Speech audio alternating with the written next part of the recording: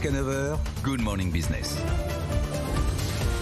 Oui, Good Morning Business qui est à Nantes ce matin. On vous le rappelle, 5e étape de ce Tour de France BFM Business. Les entreprises de la région qui sont avec nous évidemment sur ce plateau. Christophe. Et notamment avec notre invité tout de suite, Olivier Chailloux, le président de Terrena. Bonjour. Bonjour. Alors il faut qu'on vous explique ce que c'est Terrena parce que c'est absolument fascinant et on a des milliards de questions du coup à poser à Olivier Chailloux. C'est une coopérative agricole, 5 milliards d'euros de chiffre d'affaires. J'ai bien dit 5 milliards d'euros, je ne me suis pas trompé. C'est bien ça. Bon, vous avez à peu près 20 000 adhérents, 21 000 adhérents, qui sont donc à la fois la plupart des agriculteurs, des céréaliers, des éleveurs, et puis des adhérents qui sont aussi des producteurs de l'agroalimentaire, qui utilisent donc ce que produisent les producteurs agricoles pour faire des produits agroalimentaires finis, semi-finis.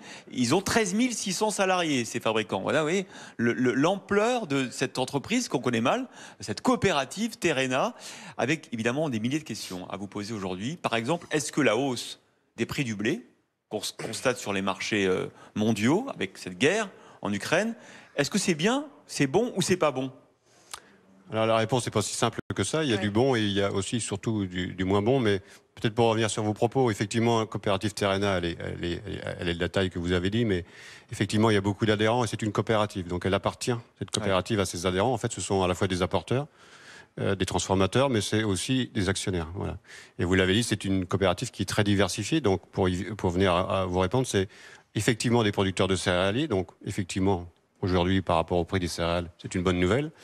Par contre, à l'autre bout de la chaîne, on a aussi des éleveurs, finalement, qui achètent de la nutrition animale, finalement, qui est faite essentiellement à base de céréales. Et finalement, il y a une équation économique qui est compliquée. Ouais.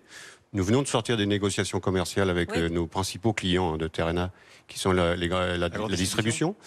Avec des hausses de prix en moyenne de 3% quand même. Ça, c'est une bonne nouvelle. Ça faisait longtemps qu'on n'avait pas eu de hausse de prix pour les producteurs. C'est déjà une première phase et finalement, on peut s'en réjouir. Bon, est-ce que c'est suffisant ? Chacun aura son avis. Mais finalement, au lendemain de la négociation qui s'est terminée fin février, on arrive sur cette crise ukrainienne qui finalement réenchérit encore les cours de céréales. Bah oui. Et donc on a une équation qui est complètement difficile à résoudre et on a clairement un manque de visibilité sur ce qui va se passer, quoi. Mais finalement, dans votre domaine, l'instabilité, c'est un peu le lot quotidien. Les crises internationales, vous les subissez de plein fouet depuis des décennies. C'est pas tellement le problème. Comment vous faites aujourd'hui pour que qu'est-ce qu'il faut faire? Est-ce qu'il faut une impact? Est-ce qu'il faut faire une culture? La formule aujourd'hui est